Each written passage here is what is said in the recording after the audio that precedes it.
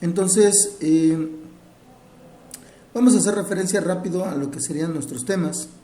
De inicio, la semana está orientada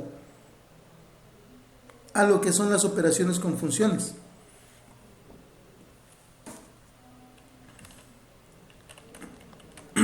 Las funciones van a ser susceptibles de que se les pueda llevar a cabo operaciones tipo algebraicas, como lo son suma, resta, multiplicación y división. Obviamente, pues depende de la forma o del tipo de función que nosotros estemos utilizando. Algunas van a ser factibles para hacerlo de la manera más fácil.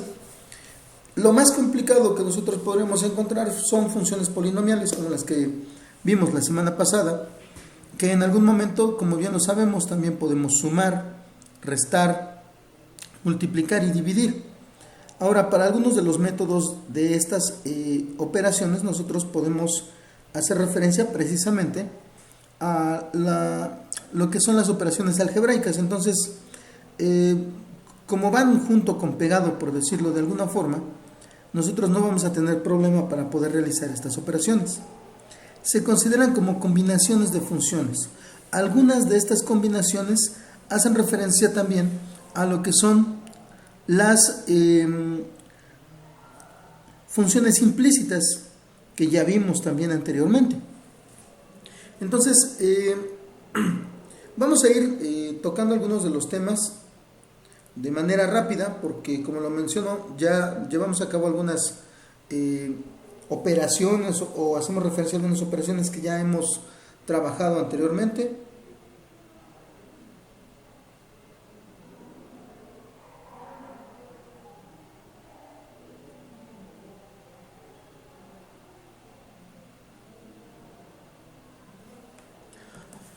Y bueno, vamos a partir de lo que es la definición de la combinación de funciones.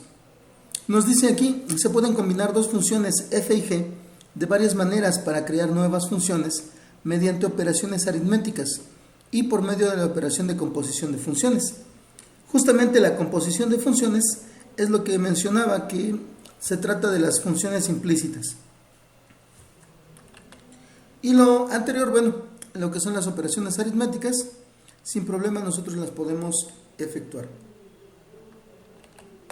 Como lo mencionaba, principalmente vamos a tener las operaciones aritméticas, suma, resta, multiplicación y división. En el caso de la división, como está indicado aquí, lo ideal es que el divisor, en este caso la función que está indicada como g de x, sea diferente de 0. Recordemos que ante un valor 0 en un divisor, nosotros vamos a tener una tendencia a infinito. Por lo tanto, no es conveniente que evaluemos ese tipo de valores o que la función se preste para evaluar ese tipo de valores.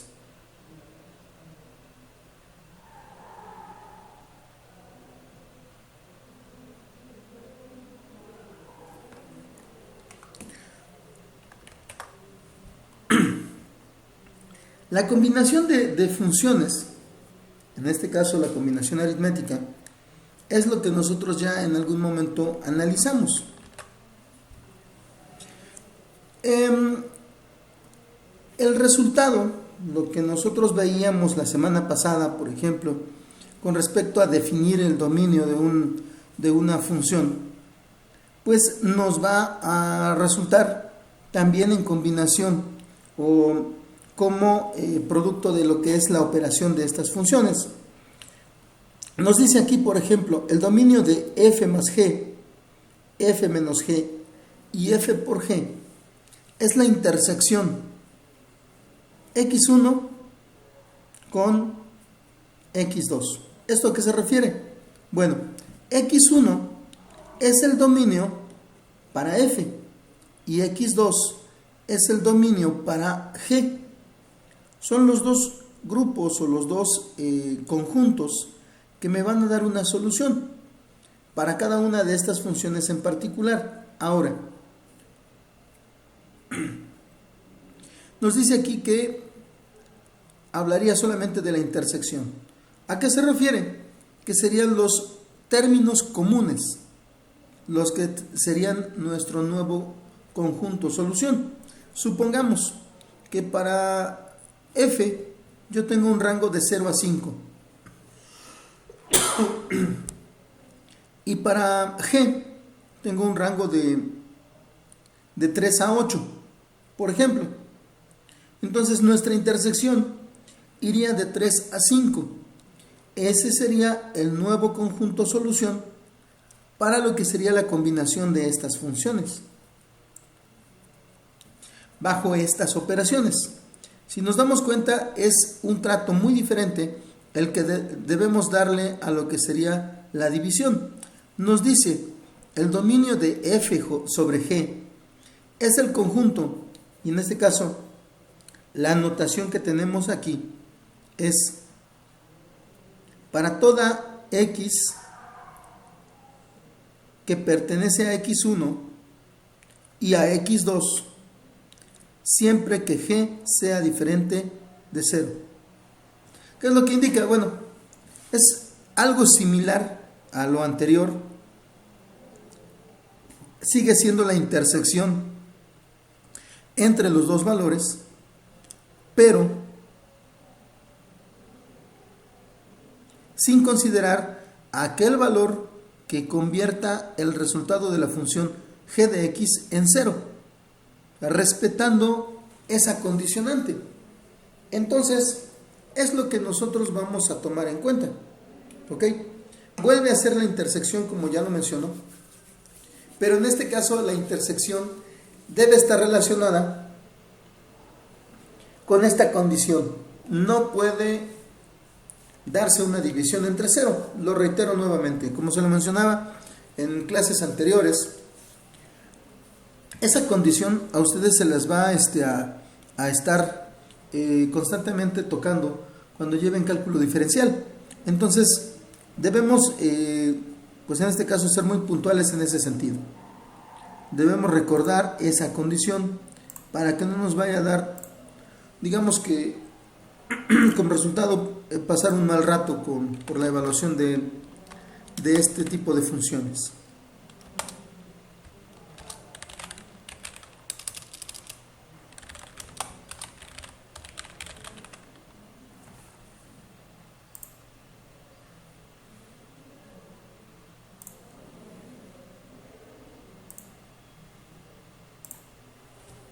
Muy bien, entonces, bueno, continuamos. Perdón. Aquí se me atravesó una diapositiva sin material. Bueno, la composición de funciones, como ya lo platicábamos anteriormente, es justamente el tener una función implícita dentro de la otra. ¿Ok? Entonces, eso es algo que, bueno, aquí nos toca repasar, pero que ya habíamos considerado.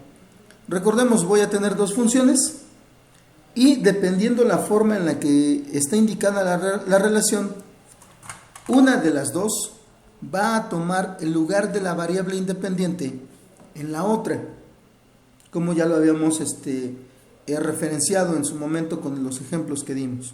Entonces, esa es la cuestión con la composición de funciones o funciones implícitas. Ahora, pues obviamente también vamos a hacer referencia a lo que es el dominio de una composición. Nos dice, el dominio de la composición f de g está formado por los números x en el dominio de g, tales que g de x esté en el dominio de f. ¿A qué se refiere?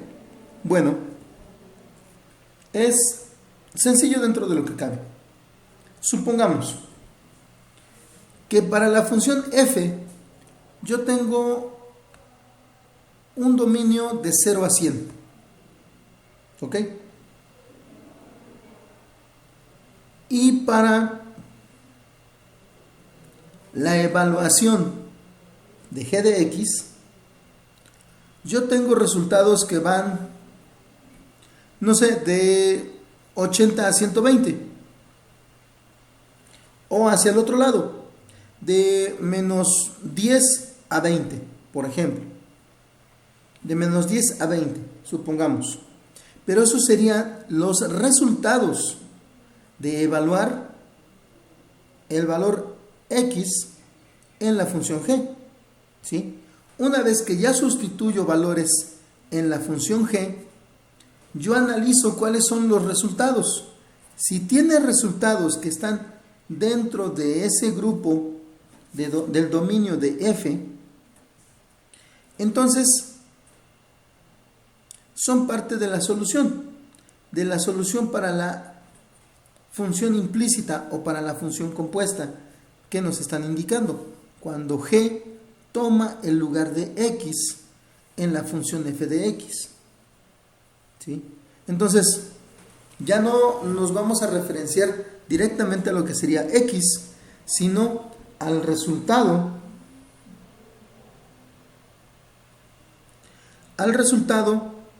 de evaluar g con valores x, y esos resultados de g de x deben estar dentro del dominio de lo que ya de por sí es f de x. Suena un poquito enredado, es manejo de conjuntos, pero bueno, ya en algunos ejemplos lo podremos hacer referente para que lo veamos un poquito más puntual. ¿Ok? Entonces, simplemente es ir identificando cuáles son esos posibles valores con los que podemos evaluar, principalmente en este caso, f. ¿Sí? De esa forma nosotros lo vamos a ir considerando.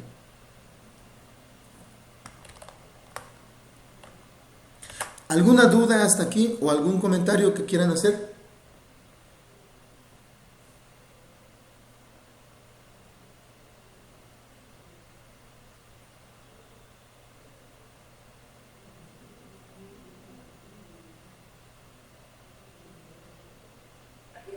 De mi parte no.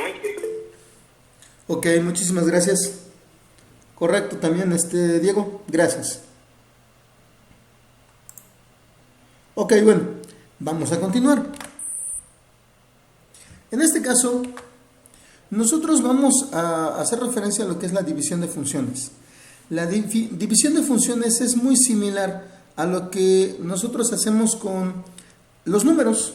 Precisamente por esa razón, cuando empezamos a hacer referencia a las operaciones de funciones, nos habla de operaciones aritméticas, porque son muy similares a lo que nosotros tenemos en ese sentido.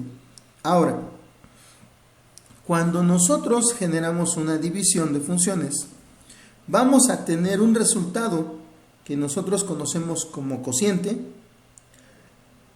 más lo que va a considerarse como residuo. ¿Sí? Entonces, es exactamente por esa razón está el ejemplo de la división convencional que tenemos del lado izquierdo en la parte de abajo, y esto nos va a generar, digamos que una especie de postulado, una regla general para lo que sucede también con las funciones. Al dividir f de x entre g de x, esto va a ser igual a q de x, donde q de x es el cociente, más r de x sobre g de x, que sería el residuo. ¿Sí? O bueno, aquí por otro lado, generando los correspondientes despejes. F de x es igual a g de x por q de x más r de x. Cada uno tiene ya una designación. Por ejemplo, f de x corresponde al dividendo, g de x al divisor, q de x al cociente, r de x al residuo. De esa forma nosotros vamos, bueno, en este caso, r de x sobre g de x sería nuestro residuo. Entonces, como les menciono, aquí tenemos una equivalencia que se puede aplicar con respecto a lo que son las funciones, y en este caso, bueno, muy aplicado a lo que son funciones polinomiales. ¿Ok? Bueno, para esto, bueno, para hacer mucho más sencilla algunas de las divisiones, o para poder generar lo que son las posibles raíces de un polinomio, nosotros vamos a aplicar lo que se conoce como división sintética. Probablemente en la prepa ya la hayan trabajado, probablemente algunos no. Esta división a nosotros nos permite hacer precisamente una división mucho más sencilla. Nos vamos a concentrar en lo que serían la división de un polinomio entre una ecuación de primer grado, normalmente un binomio. Y para esto nosotros vamos a utilizar solamente los coeficientes de cada nivel de variable. ¿A qué me refiero? Si yo tengo una ecuación, lo voy a poner, o voy a poner más bien aquí un ejemplo. Supongamos que yo tengo 2x cúbica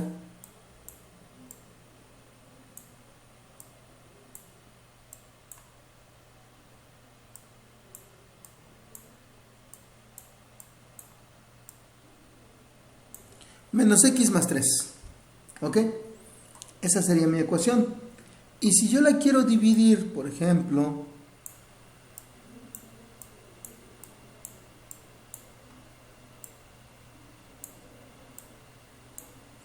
entre x menos 2, esa es una opción. ¿Ok? Entonces, ¿qué es lo que vamos a hacer?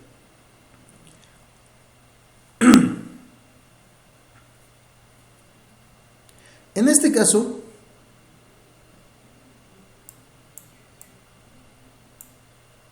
para lo que es la guía, c es igual a menos 2. ¿Ok? A eso se refiere con respecto a esta guía. Nos dice número 1, escriba c, seguido por los coeficientes de f de x. Asegúrese de incluir los coeficientes que son 0 y el término constante. Entonces, esta de aquí arriba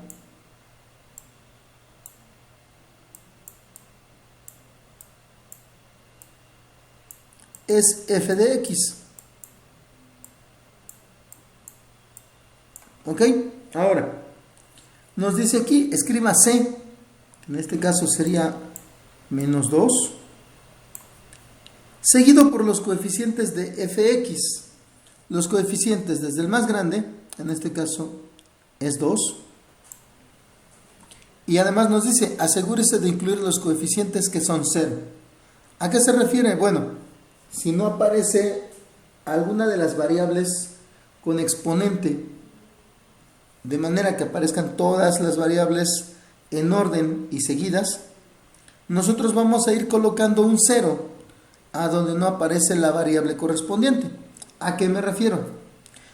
Por ejemplo, en esta f de x yo tengo 2x cúbica menos x más 3.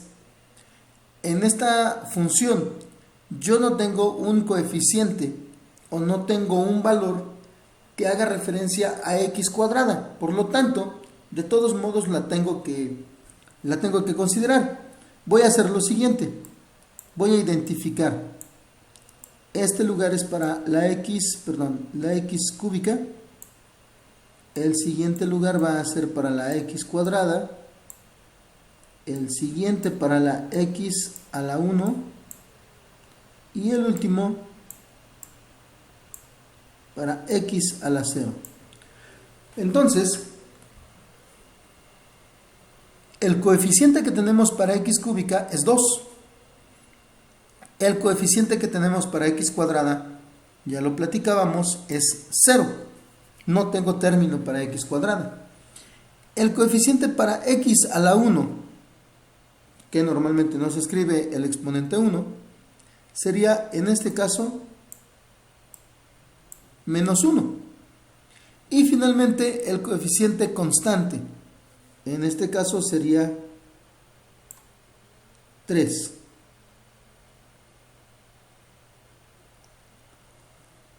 Perdón. Ahí está. Ok, entonces eso es lo primero que nos solicitan.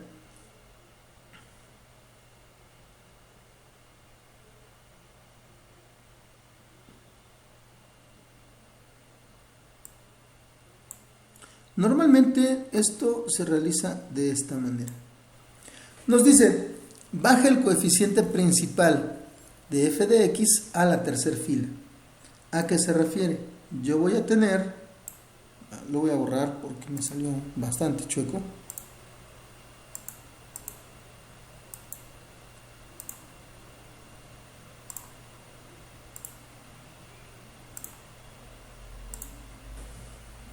Ok. Voy a dejar aquí un espacio para que a esta altura yo vaya escribiendo números para mis operaciones. Me dice, baja el coeficiente principal a la tercera fila. Esta es la primera fila. Esta que todavía no tiene nada es la segunda fila.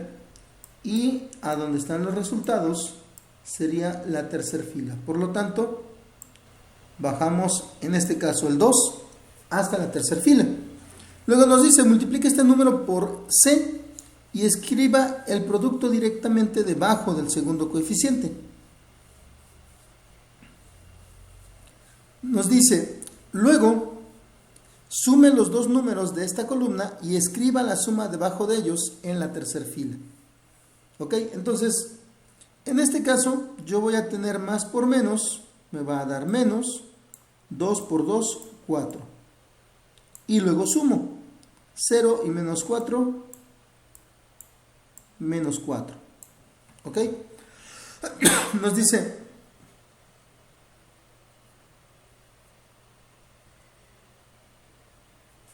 multiplique esta suma por c y escriba el producto de la segunda fila de la siguiente columna.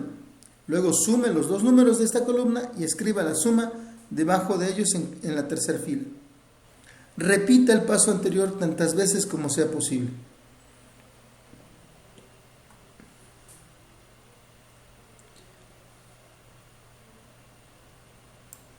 Aquí, bueno, se desacompletó. Nos dice, la última fila es el residuo constante R. Los números precedentes de la tercera fila son los coeficientes de QR, el polinomio cociente de grado n menos 1. ¿Ok? Entonces, aquí lo que me va a dar son los coeficientes de la división, del resultado de dividir 2x cúbica menos x más 3 entre x menos 2, al menos para este ejemplo. Entonces, lo que venimos haciendo es lo que vamos a continuar haciendo hasta que yo tenga un resultado para la columna, en este caso, la columna del 3. ¿Ok? Entonces, nos decía, volvemos a multiplicar. Menos 2 por menos 4 me va a dar más 8. Menos 1 y 8 me da 7. Ahora 2 por 7, 14, más por menos nos da menos y serían 14. 3 menos 14 me da como resultado menos 11. Entonces, estos son los coeficientes del resultado y este es el residuo. ¿Ok? Entonces, nos va a quedar de la siguiente manera. El resultado es 2x cuadrada. Recuerden que es n menos 1. La n, en este caso, es 3. Menos 1 sería 2. Entonces, seguimos disminuyendo de forma gradual. Menos 4x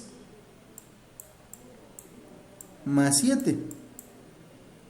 Ese sería el resultado. Ahora, en este caso, para expresarlo completo, tenemos un residuo más, o más bien menos, en este caso, lo voy a poner así más, y le indico el menos aquí adentro. Menos 11 entre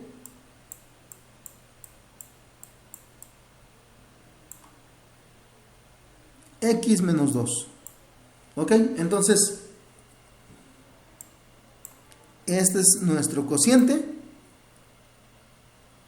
Y menos 11 entre x menos 2 es nuestro residuo. ¿Ok?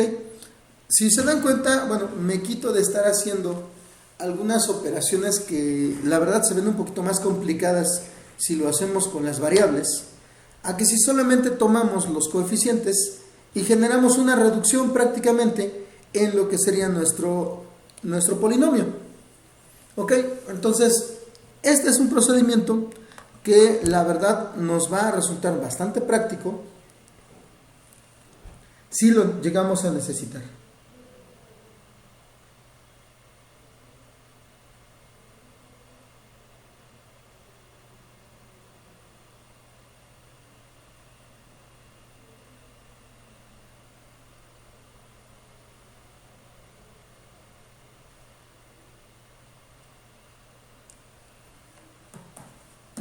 Muy bien, ¿alguna duda con respecto a esta metodología?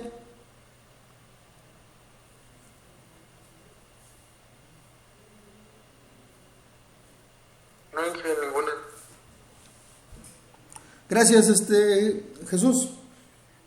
Muy bien. Bueno, como les menciono, aquí es cuestión de práctica, seguir las instrucciones, identificar lo que nos pide. Podemos realizar algunos ejercicios ya en clase presencial, si ustedes gustan. Obviamente primero vamos a darle prioridad a los ejercicios de la actividad. Ok, bueno, vamos a tratar obviamente también de apurarnos.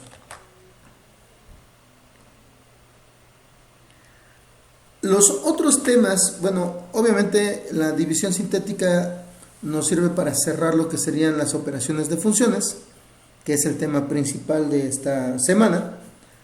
Pero además también vamos a ver lo que son las funciones exponenciales y logarítmicas. Las funciones exponenciales normalmente van a tener la forma f de x igual a b a la x. En esta situación, nosotros vamos a tener la siguiente relación. B se conoce como base.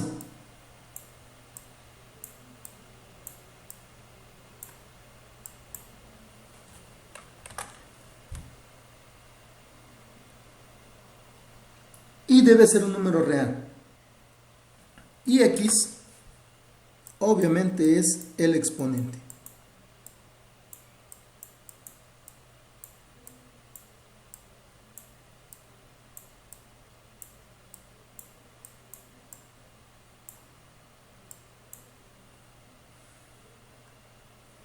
Ok, entonces,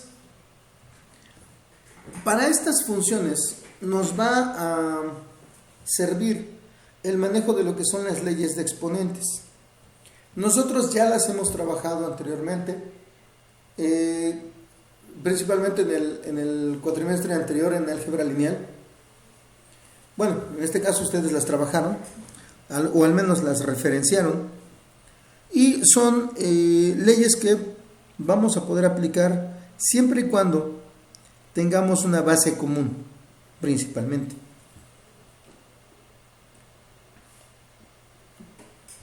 Aquí normalmente sucede que nosotros empezamos a trabajar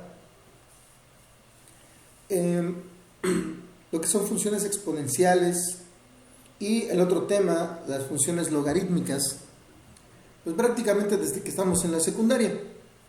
A un servidor todavía de hace bastantes tiempos, bueno, bastantes años más bien,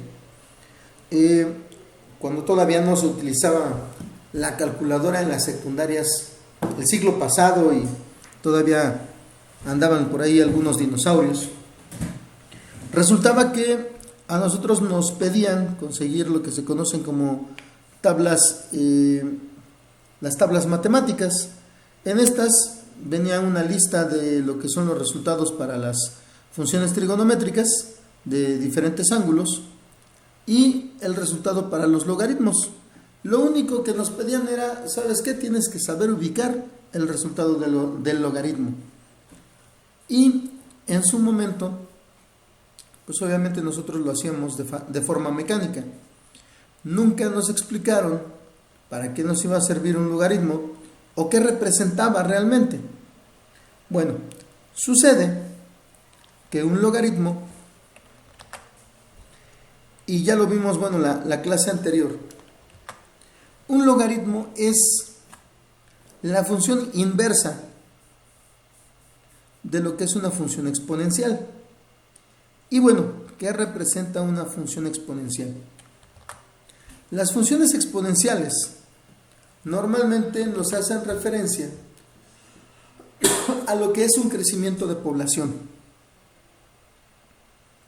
Si ustedes pues a lo mejor lo asumen de cierta manera, se van a dar cuenta que el tamaño de una población va en aumento de manera constante, pero no de una manera, digamos que lineal. Cuando nosotros hablamos de un incremento lineal, podemos hacer el ejemplo, podemos considerar el ejemplo de cuando yo consigo algún objeto, cuando yo lo compro, pueden ser por ejemplo unos zapatos. El precio de los zapatos va a ser un precio establecido, supongamos unos 800 pesos, por ejemplo.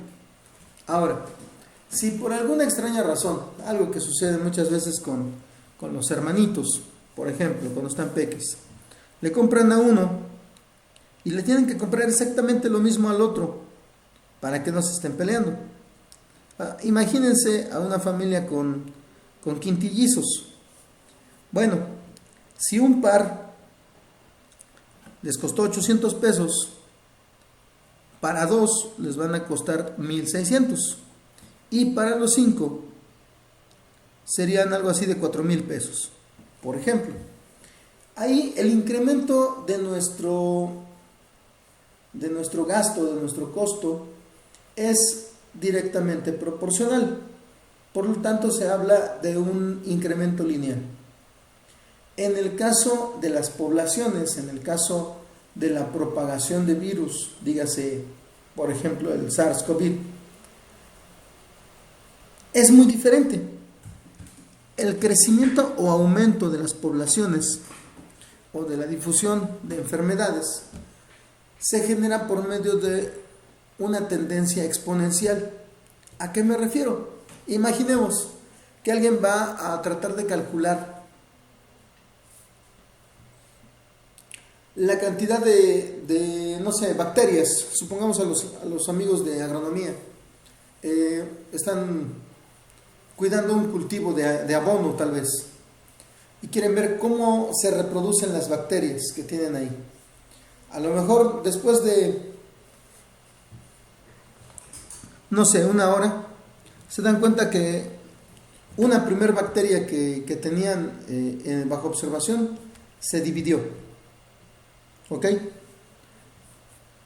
Porque bueno, algunos seres vivos muy pequeños tienen esa capacidad de reproducirse por segmentación. Entonces, resulta que la observación está basada en eso.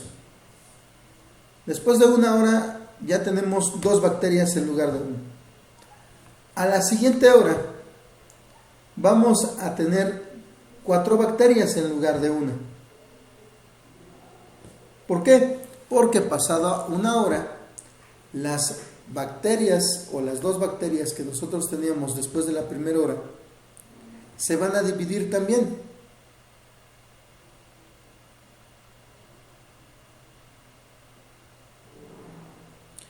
Y así va a pasar de manera sucesiva. Si nosotros dejamos pasar una tercera hora, ya no vamos a tener de 2 en 2, como pudiera considerarse de forma lineal. Si yo lo considerara de forma lineal, voy a tener primero 2, luego 4, luego 6, de esa forma. Pero cuando yo estoy generando un crecimiento en ese sentido, en este caso división, la población va aumentando, como lo menciono, de forma exponencial. ¿Por qué? Porque a lo mejor me dirían ustedes, después de la primera hora, pues a lo mejor no hay tanto problema. simplemente se hacen 2 y ya. Después de la segunda hora, pues a lo mejor ya no es tanto. Por un lado son 2 y por el otro son 4. En el siguiente, bueno, pues parece que no es tanto. Entonces, por un lado van a ser 6 y el otro ya son 8.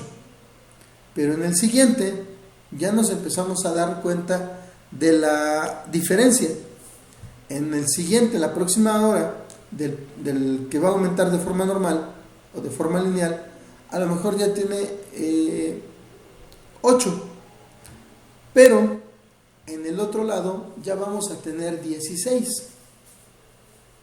Entonces, ahí se va a notar precisamente el cambio del tipo de ecuación, el cambio de tipo de crecimiento. Ustedes probablemente ya hayan escuchado mucho con respecto a lo que es el crecimiento de la población mundial, donde se habla de que en alrededor de 50 años la población va a ser tan grande en el mundo que los recursos existentes ya no van a ser suficientes para mantener a toda la población.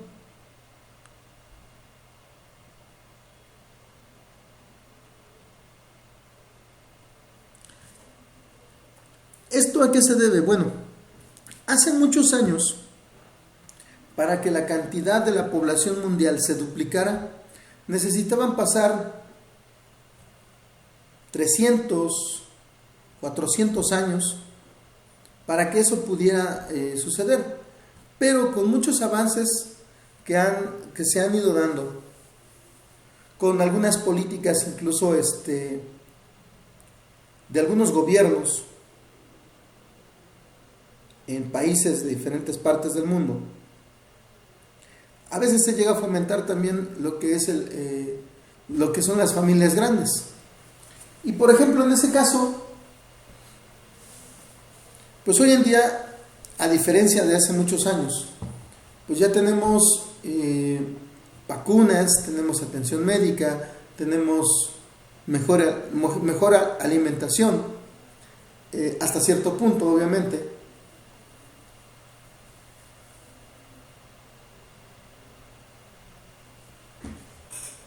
Entonces eso va generando una mayor longevidad en las personas y, como lo menciono, también la seguridad hasta cierto punto de que una familia numerosa va a poder sustentarse, aunque sea con lo mínimo.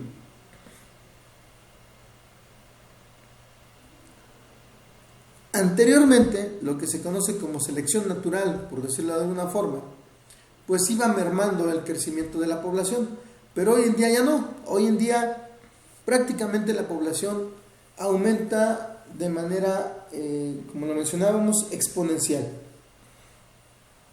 Y si ese sigue siendo el curso, pues obviamente, probablemente, como lo mencionan, dentro de unos 50 años, nosotros ya no tengamos la posibilidad de un sustento de forma regular.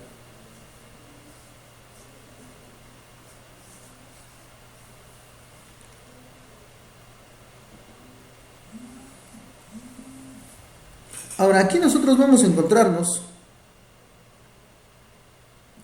con las posibles propiedades de una función exponencial. Nos dice, el dominio de f es el conjunto de los números reales, esto es, de menos infinito hasta infinito. El contradominio de f es el conjunto de los números reales positivos, esto es, de 0 a infinito. La intersección en el eje y de f está en 0,1. La gráfica f no tiene intersección con el eje x. La función f es creciente para b mayor a 1 y es decreciente para 0 menor que b menor que 1. El eje x, y igual a 0, es una asíntota horizontal en la gráfica de f. Y la función f es continua en menos infinito a más infinito. Además de que la función f es 1 a 1. Estas últimas características nos recuerdan, si ustedes lo checaron o si lo recuerdan también de la clase de la semana pasada, nos recuerdan las características de lo que son las funciones inversas. Precisamente de ahí nosotros tenemos la posibilidad de generar la función logarítmica, es la función inversa a este tipo de funciones exponenciales. Ahora, si ustedes recuerdan, para asegurarnos o para comprobar que una función sea opuesta, o sea, inversa, se necesita trazar una línea a 45 grados que pase por el origen para poder tomarla como línea de espejo o línea de simetría. Y a partir de esta, nosotros tenemos que identificar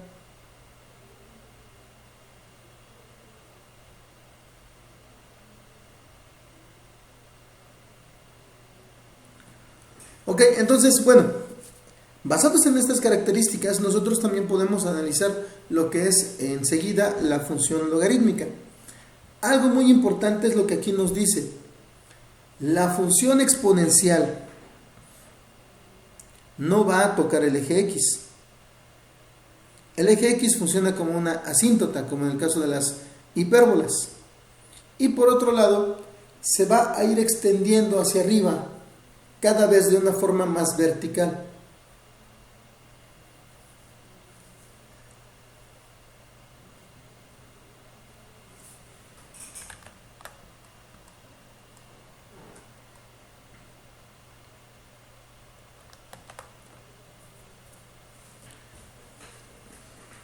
Entre las funciones exponenciales nosotros vamos a tener aquellas que son de base e, el número de Euler.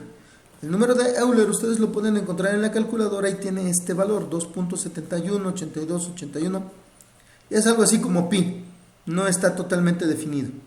¿Ok? Entonces, cuando yo tengo una base equivalente al número de Euler, puedo decir que tengo una función exponencial natural. ¿Ok?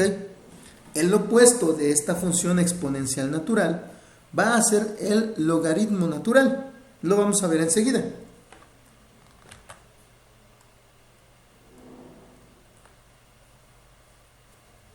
Aquí tenemos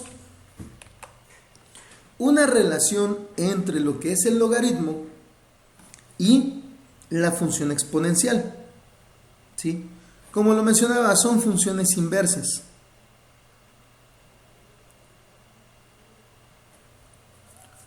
Por un lado voy a tener que y es igual al logaritmo b de x, o en base b de x.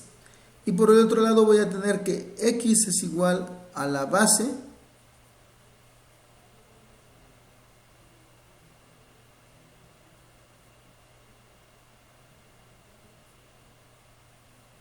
en este caso nosotros vamos a tener como exponente lo que sería la función y. Precisamente lo que hicimos la semana pasada con respecto a las funciones inversas. Si yo tengo la primera función donde y es igual al logaritmo base b de x, cuando yo despejo x, obtengo x igual a b, que es la base, elevada al exponente y. De esa manera es que nosotros vamos a tenerlas opuestas. Y de hecho, esta relación es la que me permite en algún momento pasar de una expresión logarítmica a una expresión exponencial. Y nos dice aquí, la expresión logarítmica y igual al logaritmo base b de x y la expresión exponencial x igual a b de y o a b a la y son equivalentes. Precisamente para eso aparecen los diagramas de este tipo de funciones. Recordemos esa línea a 45 grados donde y es igual a x, pasa por el origen, nos sirve de espejo para las demás funciones.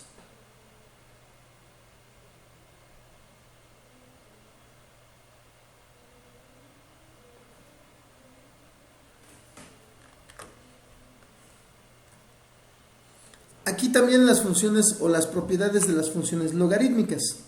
Lo mismo que en las funciones exponenciales, también vamos a tener algunas leyes. Nos dice aquí, El dominio de f es el conjunto de los números reales positivos, esto es 0, infinito. El contradominio de f es el conjunto de los números reales, esto es de menos infinito hasta más infinito. Si ustedes recuerdan, las propiedades de la función exponencial son al revés. ¿Sí? El dominio es de menos infinito a más infinito y el contradominio es de 0 a infinito. En este caso, precisamente al ser su función inversa, le funciona perfectamente tal y como lo está expresando.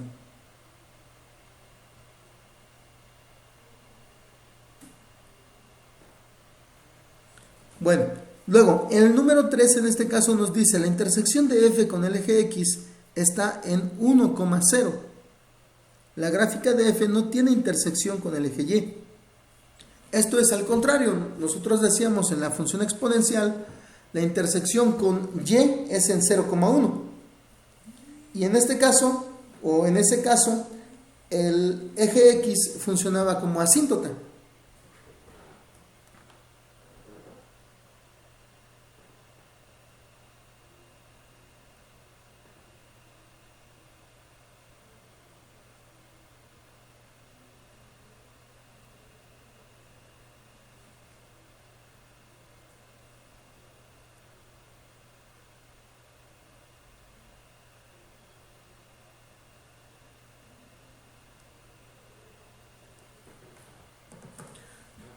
Luego, enseguida nos dice, la función f es creciente para b mayor que 1 y decreciente para 0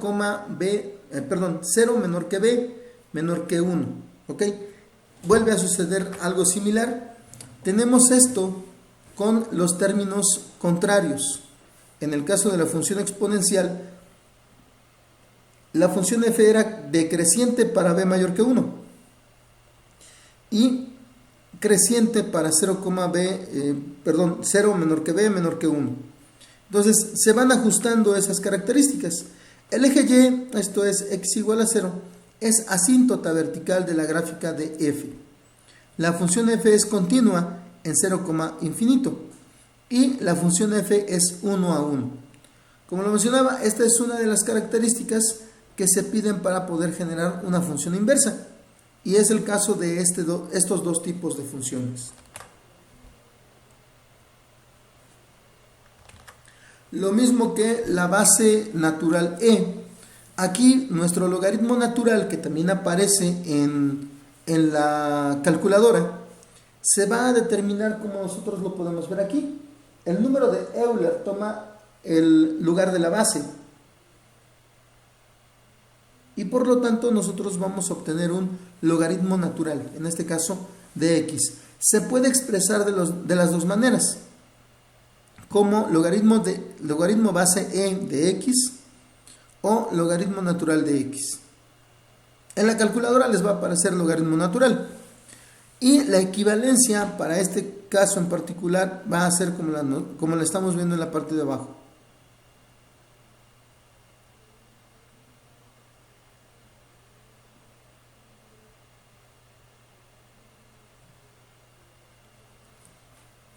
En este caso nosotros vamos a tener que x es igual a e a la logaritmo natural de x y y es igual al logaritmo natural de e a la y.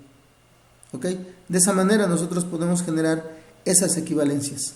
Otra más directa es y igual al logaritmo natural de x y x es igual a e a la y.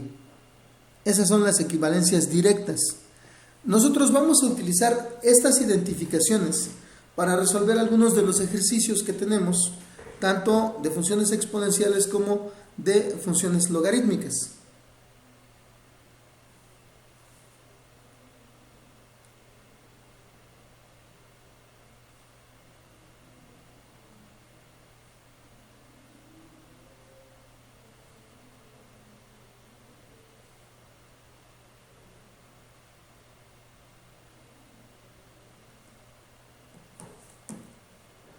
Y bueno, aquí rescatamos lo que sería la gráfica tanto de la función e a la x como de la gráfica logaritmo natural de x. también demostramos que son inversas.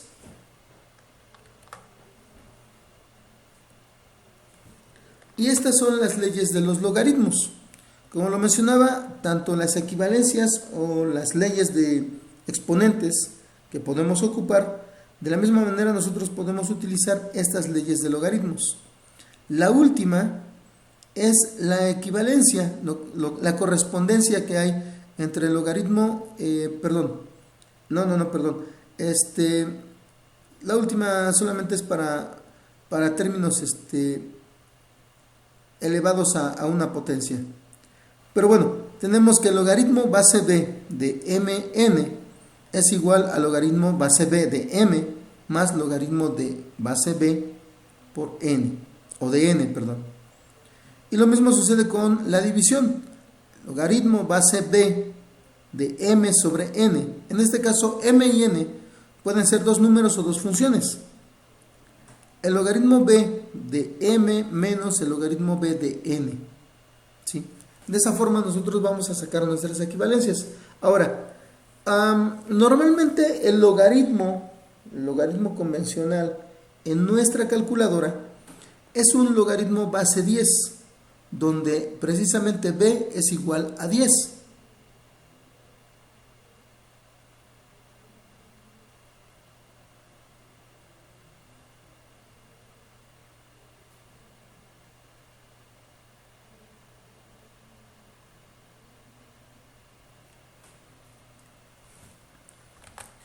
Ok, bueno, una vez analizado esto, al final nosotros vamos a tener, como lo decía, logaritmo base b de m a la c es igual a c por el logaritmo base b de m. Nos dice aquí para cualquier número real c.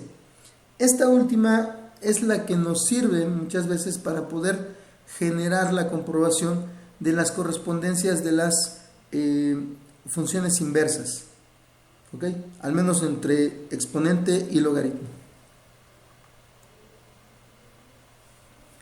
Y luego tenemos aquí para lo que sería la solución de ecuaciones exponenciales y logarítmicas. Este es el procedimiento que nosotros en algún momento vamos a seguir, pero principalmente vamos a tomar en cuenta la equivalencia que tenemos expresada en la parte de abajo.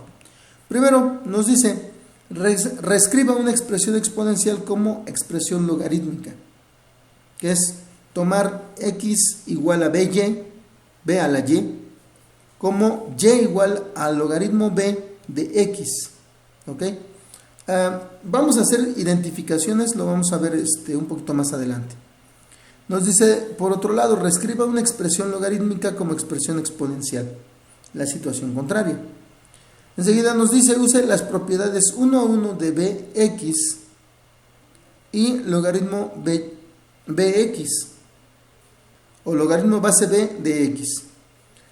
Para las ecuaciones de la forma ax1 igual a bx2, donde a es diferente de b, obtenga el logaritmo natural de ambos lados de la igualdad y simplifique usando la tercera de las leyes de los logaritmos. Bueno, es la última que vimos en la diapositiva anterior. Nos dice, usamos la equivalencia, ya lo veíamos, es la equivalencia que vamos a estar aplicando. Dice, para alternar entre expresiones logarítmicas y exponenciales. Todo depende de qué es lo que nosotros estemos buscando despejar para poder aplicar estas equivalencias. Entonces, como les decía, vamos a aprender a identificar las partes del exponente o de la función exponencial y las partes de la función logarítmica. ¿Ok? Entonces, vamos a tener, nos dice aquí, las propiedades 1 a 1. Aquí tenemos que si b1 a la x es igual a b2 a la x, entonces x1 es igual a x2. Si logaritmo de b o base b de x1 es igual al logaritmo base b de x2, entonces x1 es igual a x2.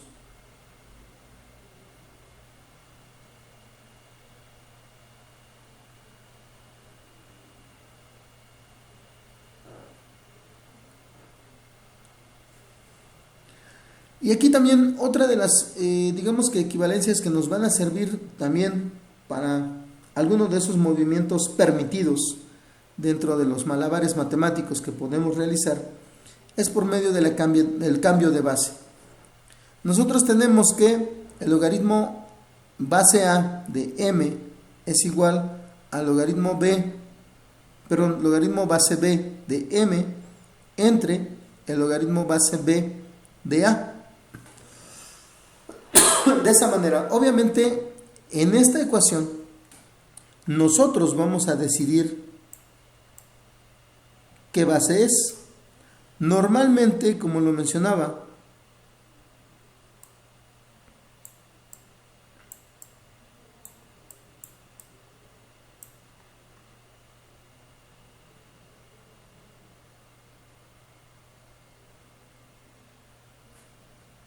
ok, entonces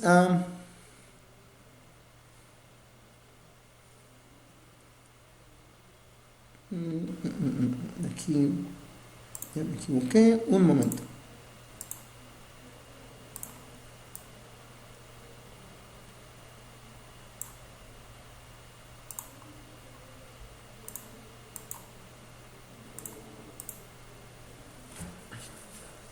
Ok, les decía, perdón, aquí solamente la única condición es de que B sea normalmente, o bueno, que tome el valor de 10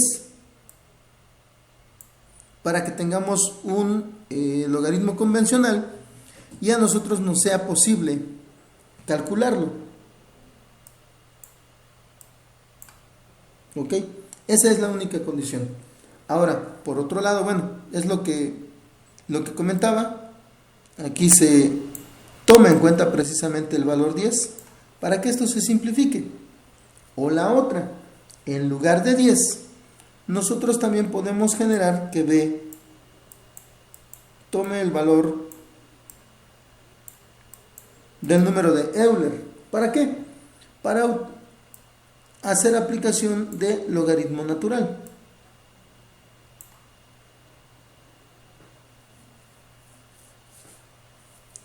Ok, entonces de esa manera nosotros pues aplicamos la ley del logaritmo, pero también aprovechamos la parte que sí podemos calcular, una base 10 o una base con número de Euler o equivalente al número de Euler.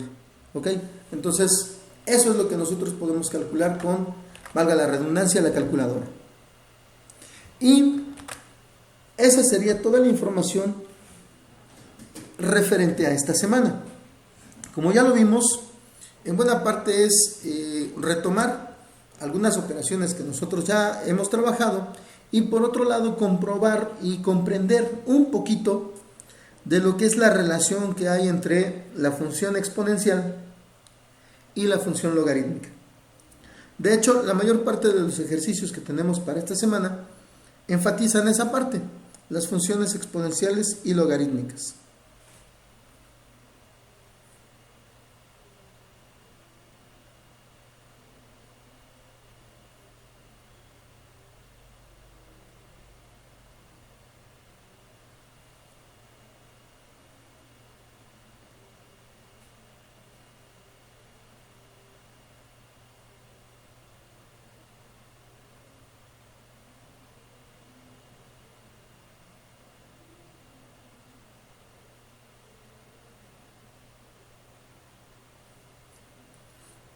Entonces, bueno, también otra cosa que vamos a estar trabajando mucho, que vamos a enfatizar y vamos a seguir haciéndolo, es el modelado y la comprensión de los planteamientos. Es algo que nosotros vamos a insistir para que pues tratemos de que a ustedes se les haga lo más fácil posible cuando lo tengan que aplicar. ¿Ok? Entonces, recuerden, a fin de cuentas, un modelado parte de lo que nosotros ya tenemos como bases.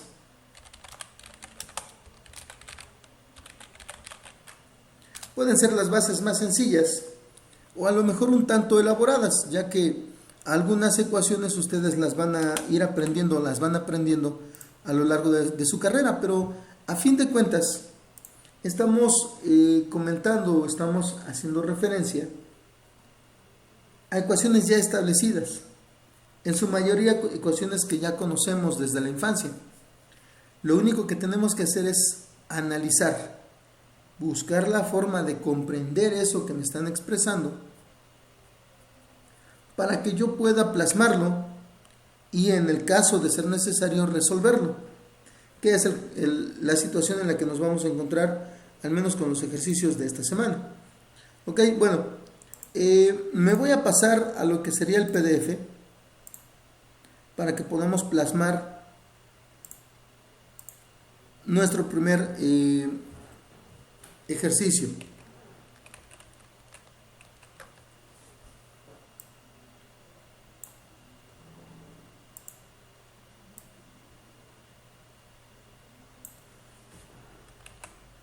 Ok, aquí tenemos, se puede decir que partimos de algo más o menos sencillo.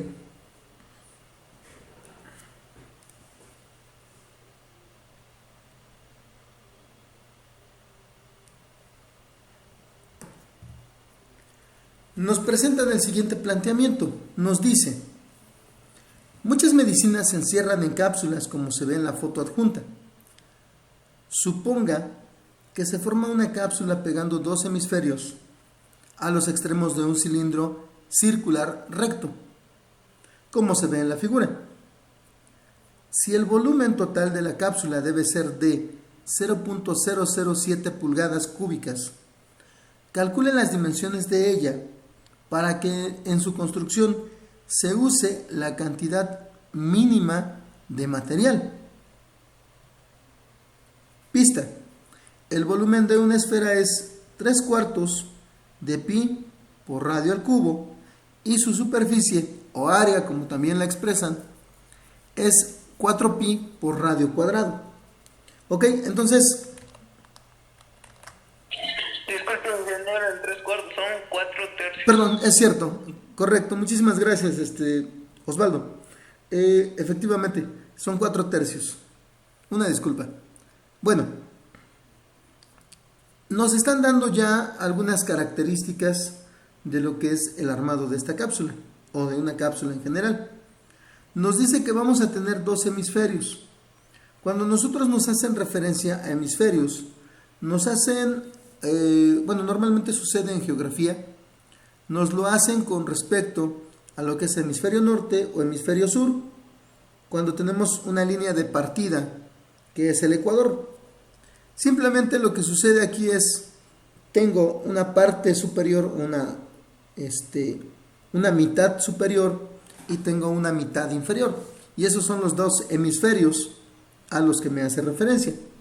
Por lo tanto, si nosotros lo analizamos así, vamos a tener la mitad de una esfera en la parte de arriba y la mitad de la misma esfera en la parte de abajo, más lo que sería una parte cilíndrica. Y aquí nos lo indica, la parte cilíndrica comparte con lo que es la esfera el radio y además tiene una altura h. ¿Ok? Entonces, vamos a analizar. Aquí lo que nosotros necesitamos, nos dice, es una cantidad mínima de material, la superficie. Si ustedes se han tomado una cápsula o si en algún momento la han destapado, se habrán dado cuenta que pues obviamente es solamente un envoltorio, una especie de cajita, ¿no? Está hueca y por dentro tiene lo que serían pequeñas esferitas que corresponden al medicamento. Entonces, es un cascarón prácticamente. Eso es lo que me están pidiendo, determinar la cantidad mínima de material. Para esto me piden las dimensiones. Bueno, vamos a expresar esto. Nos vamos a pasar a la pizarra para poder resolverlo.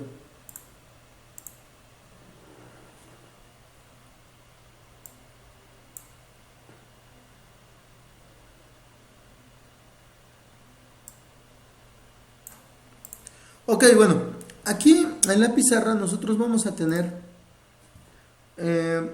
o vamos a hacer lo correspondiente para indicar lo que nos están proponiendo. Primero, me dicen que el volumen de esto es de 0.007 pulgadas cúbicas.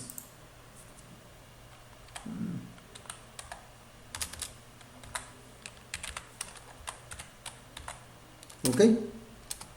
Luego, me dicen que el volumen de una esfera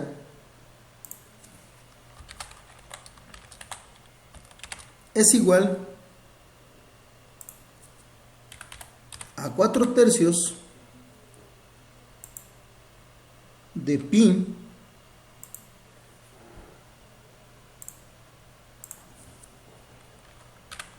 por el radio al cubo. Y también que el área de la esfera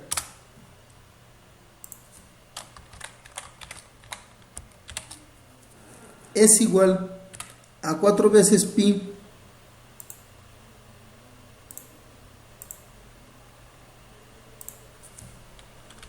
por el radio al cuadrado. ¿Ok? Esas son, se puede decir que las consideraciones. ¿Ok? Ahora, lo que me están solicitando es el material. El material, bueno, probablemente a ustedes les haya tocado, seguramente en la primaria o en la secundaria, cuando les encargaban hacer sus figuras geométricas, sobre todo las de volumen. Algunos les daban la oportunidad de comprar la plantilla y ya solamente recortar, doblar a donde ya venía indicado y terminar pegando para que se pudiera presentar la cuestión de las figuras geométricas. En el caso de otros, no les permitían hacer eso y los mandaban a dibujar todo, a recortar y aunque saliera todo chueco, ¿no? Aquí lo que nosotros necesitamos justamente es como si estuviéramos desplegando todo y lo fuéramos a armar con una hoja de papel. Necesito trazar sobre la hoja de papel la figura que me va a permitir, una vez que yo la arme, precisamente la forma de la cápsula. ¿Sí? ¿Y qué es lo que estamos viendo? Bueno, nos dice que por un lado tengo una esfera. Ya lo veíamos, la mitad de la esfera está en la parte de arriba y la otra mitad está en la parte de abajo. Y en la parte del medio tenemos un cilindro. ¿Ok? Pero para lo que es la cantidad de material, el cilindro pues solamente va a considerarse o va a constar de lo que sería la parte central, el cercado de la parte media. ¿Por qué? Porque para lo que es la cápsula y para lo que es el material que yo necesito para armar esa cápsula, no voy a necesitar la tapadera o la base de lo que es el cilindro. Eso no me va a servir para poder armar la cápsula. Solamente necesito el tubo. ¿Sí? No sé si se comprende.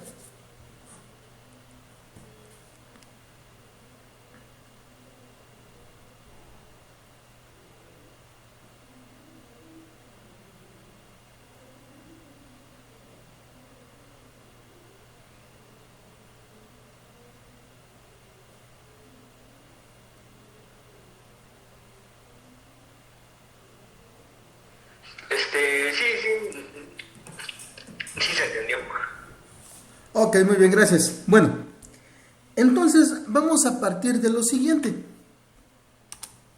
Primero, me están dando el dato del volumen total. ¿Sí? El volumen total, en todo caso, es igual al volumen de la esfera más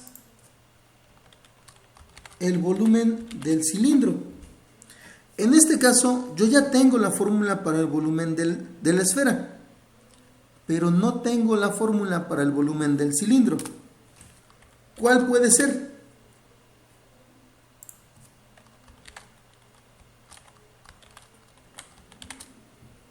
¿Cuál sería la fórmula para el volumen del cilindro?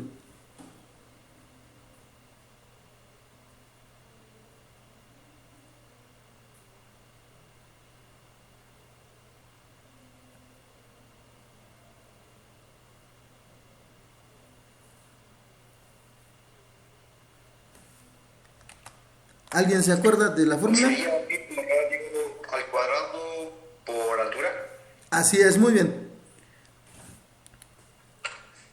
Gracias. Entonces tenemos pi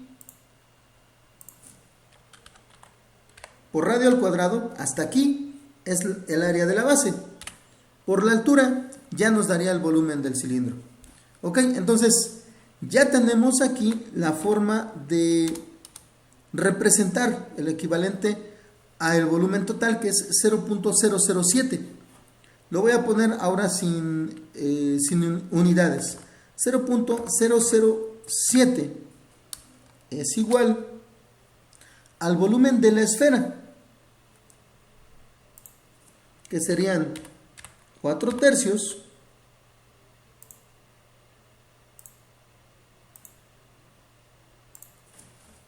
de pi por el radio al cubo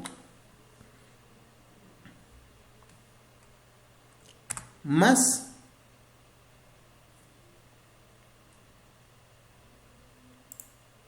el volumen del cilindro, que sería pi por radio al cuadrado por la altura. ¿Ok? Ahora, ya tengo el total de lo que sería la fórmula para el volumen. Aquí lo que nos conviene, de cierta manera, es tratar de, sobre todo nuestra fórmula de la superficie, debe quedar en función de una sola variable. Si ustedes recuerdan, de la semana pasada, la recomendación que nos hacía el procedimiento era precisamente ese, que solamente consideráramos una variable independiente y pudiéramos expresar todo en función a esa variable independiente. ¿Ok? Entonces, el siguiente paso es considerar el área total.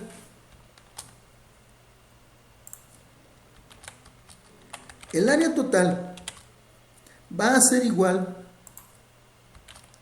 al área de la esfera más el área del cilindro. Pero en este caso, el área del cilindro, como ya lo mencionaba, no va a ser completa. Nos vamos a encontrar cuando, y recordando nuevamente cuando ustedes construían las figuras geométricas, cuando armas un cilindro,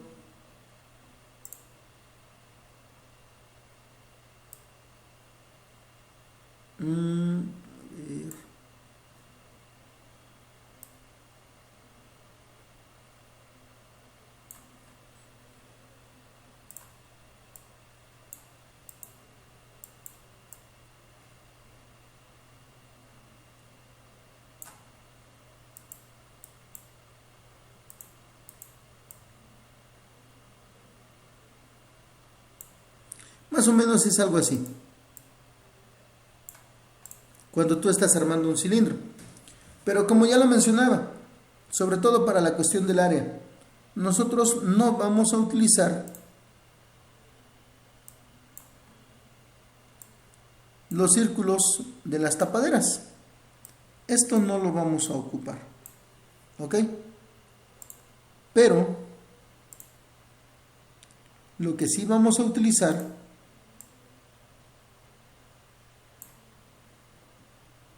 va a ser la distancia de la base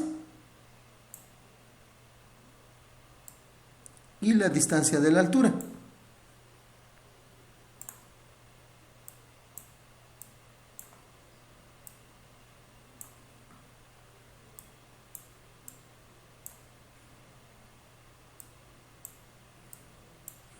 La distancia de la altura nosotros ya sabemos que es h. Eso ya está indicado en el ejercicio. Aquí lo que nosotros no conocemos es la base. ¿Cómo podríamos obtener la distancia de esta base?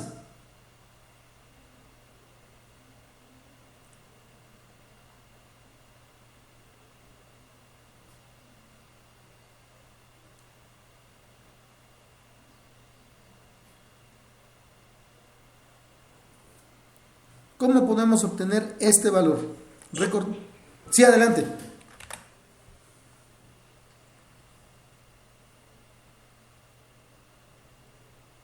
¿Cómo quedaría? Bueno, la base, esa base famosa como tal es el perímetro total del círculo.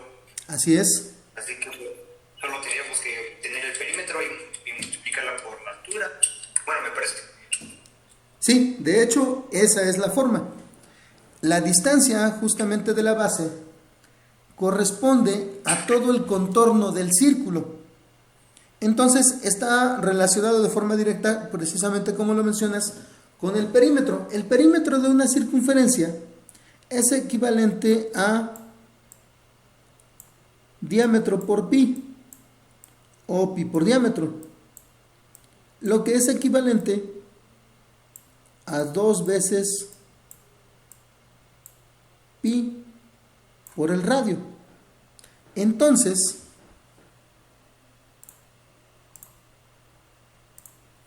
el área del cilindro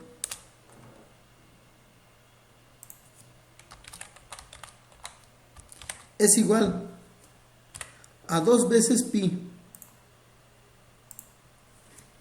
por el radio por la altura. ¿Ok?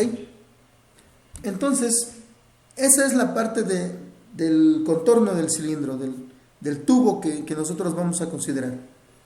El área de lo que son los hemisferios, como ya lo vimos, es 4pi por radio cuadrado. Entonces, ya podemos sustituir lo que sería la ecuación del área total.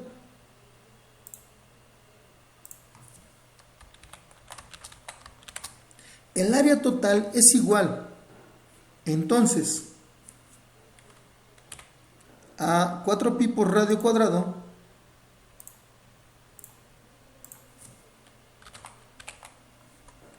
más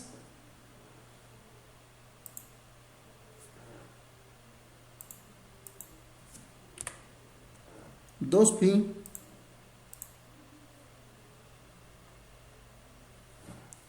por radio por altura.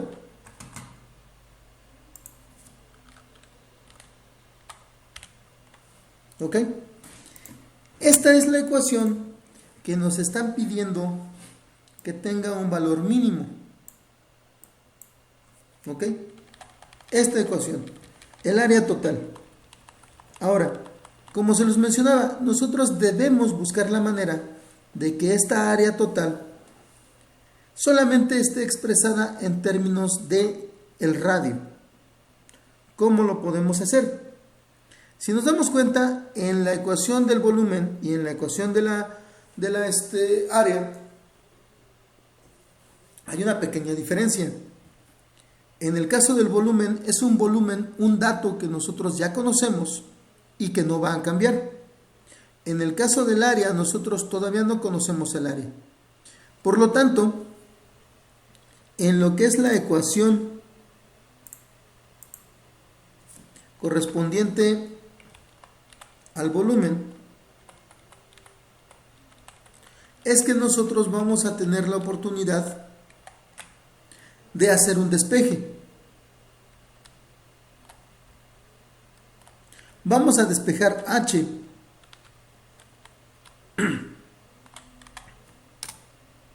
justamente en la ecuación del volumen. Entonces, de esa forma, H, la altura, va a quedar dependiendo solamente del radio. Y entonces, yo lo puedo hacer. Voy a despejar primero el término que tiene H. Por lo tanto, 4 tercios por pi por radio cúbico, que están sumando, los voy a pasar restando. Entonces me queda 0.007 menos 4 tercios de pi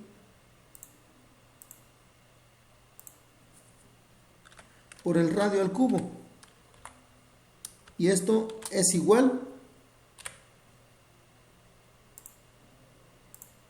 a 2 veces pi por el radio por la altura. ¿Ok? Ahora, 2 pi radio están multiplicando a h, me estorban y los voy a pasar dividiendo entonces. Por lo tanto, h es igual 0.007 menos 4/3 de pi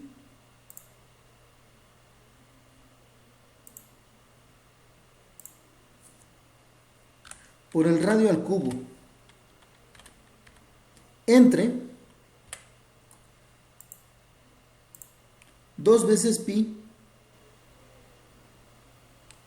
por el radio. ¿Ok? Este despeje es el que a nosotros nos va a servir para poder expresar toda el área solamente en términos de el radio. Aquí en este caso nosotros le estamos, digamos que buscando bastante, porque de cierta manera es necesario.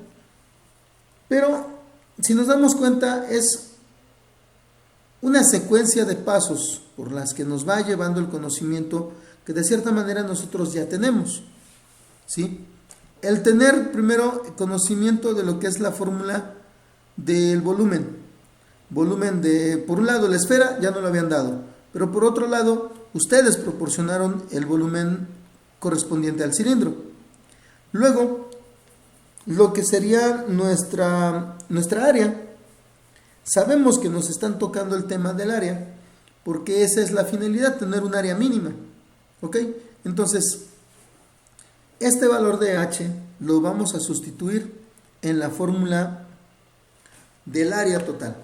¿Ok? Lo voy a pasar para el otro lado, de este lado. Y entonces vamos a tener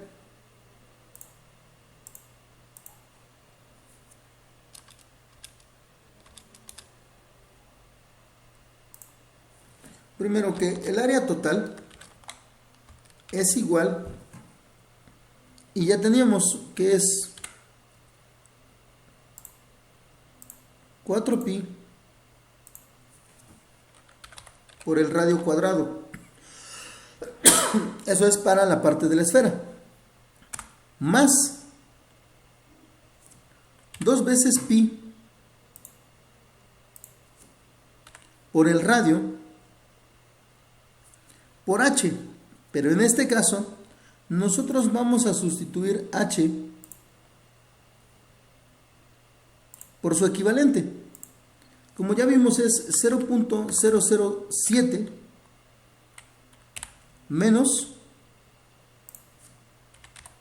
4/3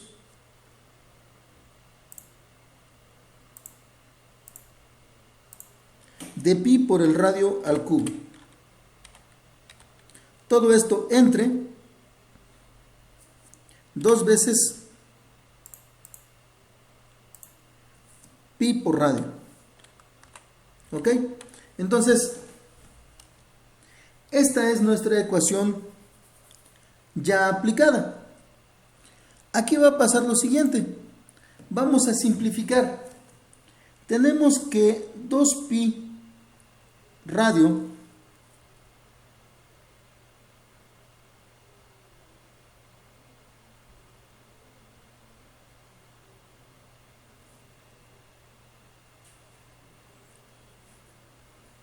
entre 2pi radio, a ver, permítanme,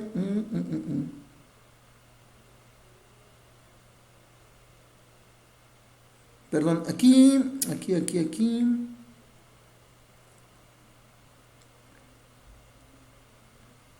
ok, cierto, aquí tenemos,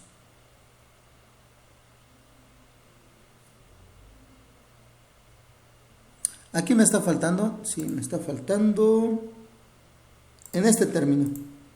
este debe ser un radio al cuadrado.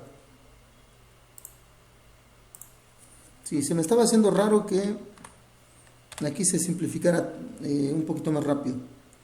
Recordemos, bueno, aquí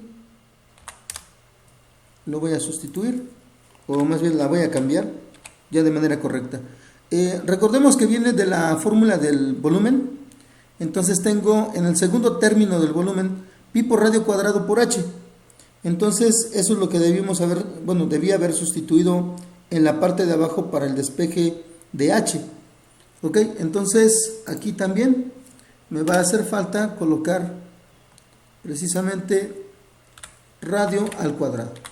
Ok, entonces les decía, nosotros aquí vamos a tener 2pi entre 2pi y luego radio entre radio cuadrado. Me va a quedar solamente el radio. ¿Ok? Por lo tanto,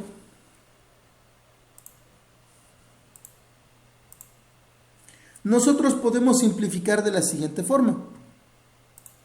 Nuevamente, el área total es igual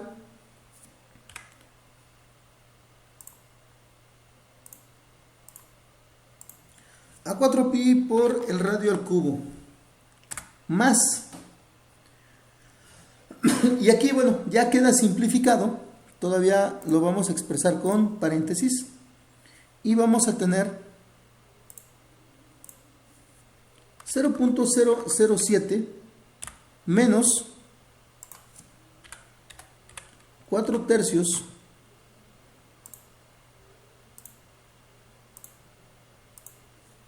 de pi por el radio al cubo entre el radio. ¿Ok? Esto todavía se puede simplificar si lo separamos, o lo podemos presentar de una manera más sencilla si separamos las fracciones que están expresadas dentro de este paréntesis. ¿Ok? Entonces lo voy a hacer así. El área total es igual nuevamente a 4pi por el radio al cubo más 0.007 entre radio menos, y aquí vamos a simplificar.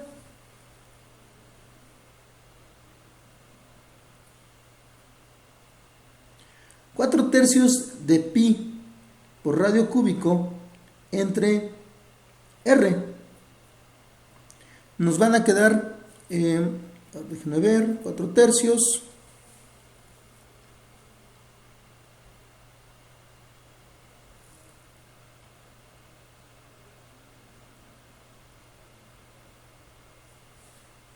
¿sí? Nos quedarían los 4 tercios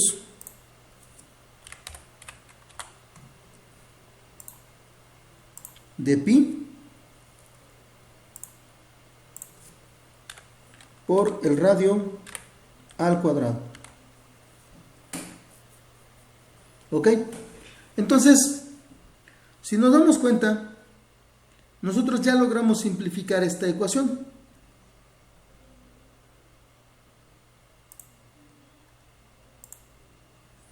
Y esto nos permite ya tener una ecuación.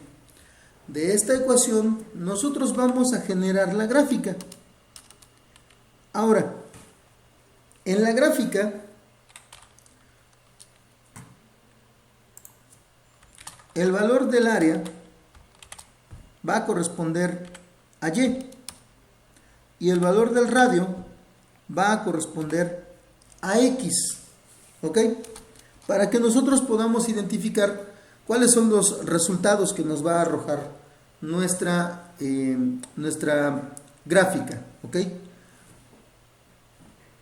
¿Qué es lo que vamos a buscar? Sobre todo, nos habla aquí de un valor mínimo. Entonces, si nosotros tomamos en cuenta, lo voy a poner aquí como ejemplo, el plano cartesiano, vamos a buscar lo siguiente. En el primer cuadrante vamos a buscar... Sí, adelante. Yo tengo una duda. Claro, comenta. ¿Por qué en la fórmula del área total pasa radio cúbico, de radio cuadrado a radio cúbico? ¿En qué parte? Es cierto. Tienes razón, es cuadrado. Es verdad, aquí me confundí. Permítanme, voy a hacer el cambio. Ok. Bueno, esto nos hace susceptible también a que podamos incluso simplificar un poquito más. Vamos a tener 4 pi radio cuadrado menos 4 tercios de pi radio cuadrado.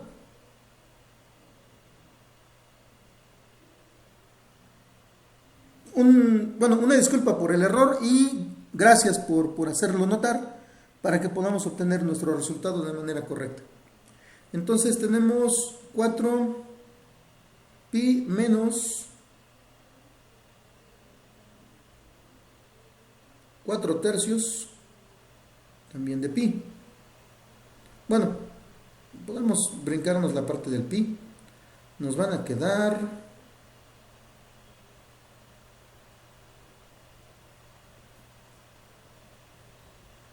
8 tercios. Ok, entonces lo voy a expresar acá, ya simplificado.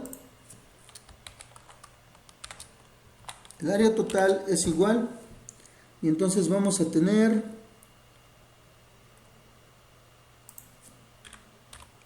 8 tercios de pi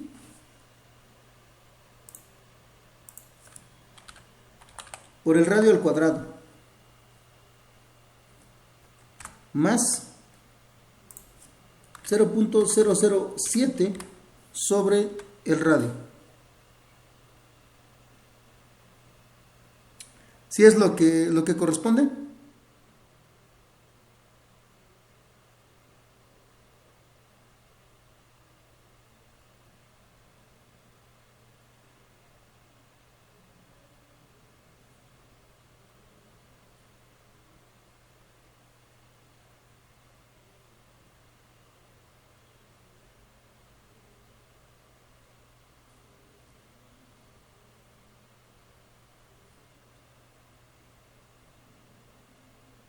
Parece que sí. Ok, ahora les explicaba.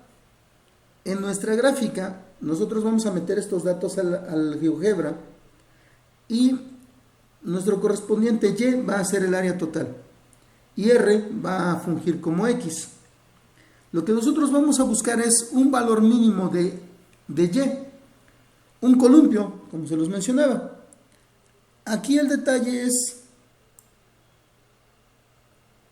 que tiene que ser en el primer cuadrante. ¿Por qué?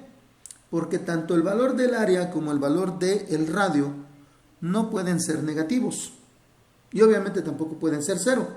Entonces, nosotros vamos a buscar por esa razón en el primer cuadrante. Lo especifico, ¿por qué? Porque nuestros valores o nuestra gráfica pudiera tener más curvas. Entonces, lo que nosotros vamos a identificar es precisamente estos valores.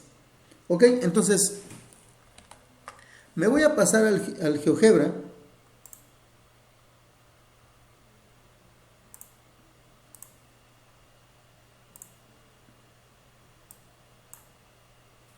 para que podamos ver nuestro resultado.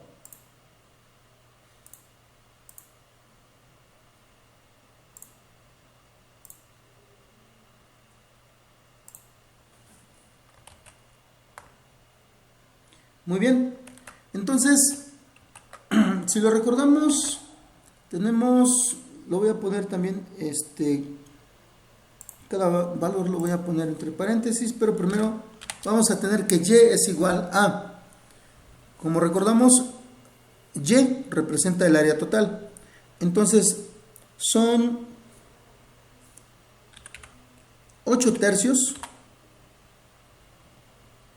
de pi por el radio al cuadrado. Nosotros lo comentábamos, en este caso x va a tomar el lugar de r, ¿ok?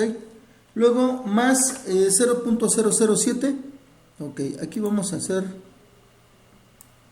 voy a encerrar esto entre paréntesis para que tengamos nuestro resultado correcto. Decíamos más, nuevamente entre paréntesis, 0.007 entre x, ¿ok? Entonces, nuestra ecuación toma esta forma. En lo que es el primer cuadrante, nosotros no vamos a encontrar un posible resultado, más que este. Les decía, tenemos que buscar un columpio. El programa nos genera la ubicación de los puntos donde la gráfica se corta con los ejes o a donde aparecen estas vueltas o cambios de dirección que se conocen como extremos. En este caso, el extremo mínimo es el que tenemos en la pantalla.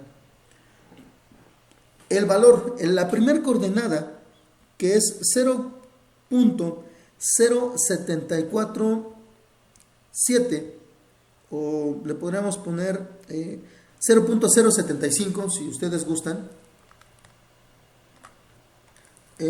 Ahorita se los voy a anotar en la pizarra y ahorita se los muestro. Entonces,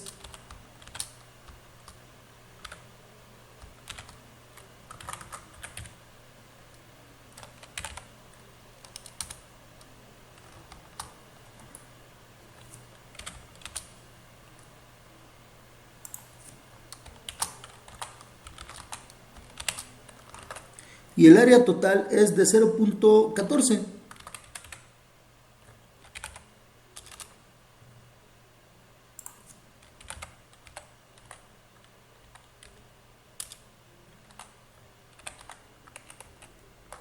¿Ok? Estos valores que nos está presentando la gráfica son los que nosotros buscamos.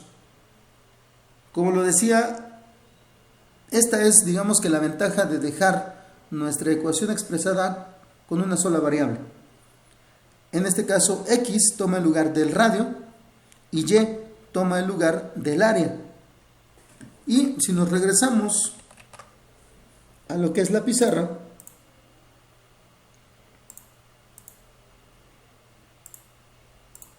ya se los anoté aquí. Nosotros tenemos que x es igual al radio, y en este caso es igual a 0.075 pulgadas. Y es igual al área total, y en este caso es igual a 0.14 pulgadas cuadradas. En la cuestión del área, si nosotros recordamos la gráfica, nos podemos encontrar valores más grandes, pero en lo que es el primer cuadrante, este es el valor más pequeño que vamos a obtener con esta gráfica, al menos de los positivos, obviamente, que son los que para nosotros van a ser prácticos. Y como ya lo vimos la semana pasada, el hecho de tener un resultado matemático correcto no quiere decir que sea un resultado real o un resultado práctico, como ya lo analizamos también la semana pasada cuando estuvimos trabajando con polinomios que tenían más de una raíz. ¿Ok? ¿Alguna duda, comentario u observación con respecto a esto?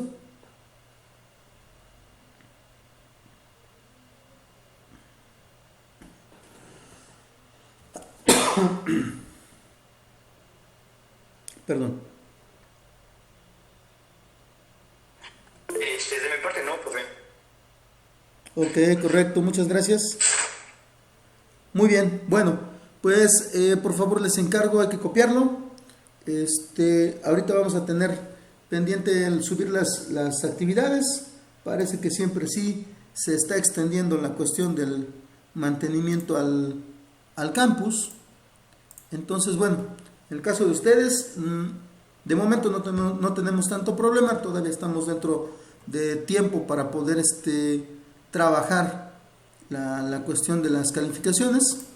Entonces, lo que sí, una vez que esté listo el campus, hay que subir todas estas actividades, hay que tenerlas ya listas para poder subirlas, ¿ok? Entonces, bueno, para lo que sería la clase del día de hoy, quedaría concluida con esto. Nos estaríamos viendo el día de mañana, Dios mediante, en la clase presencial.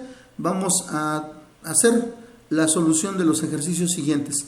Se puede decir que era el más largo, sobre todo por el análisis que se tenía que hacer con respecto a las relaciones geométricas que nosotros teníamos que analizar, ¿no? Teníamos que comprender de dónde salía cada parte de la ecuación.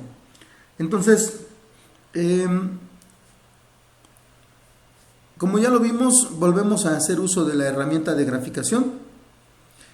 En este caso, estamos también incluyendo un concepto que ustedes van a estar trabajando mucho o como parte fundamental en cálculo diferencial, que es el concepto de un mínimo. Y justamente en cálculo diferencial ustedes van a analizar máximos y mínimos, que se encuentran precisamente en los extremos de las ecuaciones en ciertos rangos, en ciertos dominios. Perdón. Entonces, eso es lo que nosotros tenemos que analizar, ¿sí? ¿Cuáles son los valores que más nos convienen? En este caso, nosotros logramos obtener el área más pequeña, obviamente basado en un radio determinado, que nos puede servir precisamente para obtener esa área más pequeña, ¿sí? Con las relaciones obviamente que ya vimos, h quedó en función de ese radio, por lo tanto ya con el conocimiento de este dato incluso podemos obtener el valor de la altura, ¿ok? Y con la esperanza de que la cápsula no salga tan grande y que al rato le cueste trabajo al que se la vaya a tomar. Muy bien, pues nos estamos viendo la siguiente clase. Copien todo, por favor, que no se les escape nada. Hagan las anotaciones que sean necesarias y nos vemos el día de mañana, primero Dios.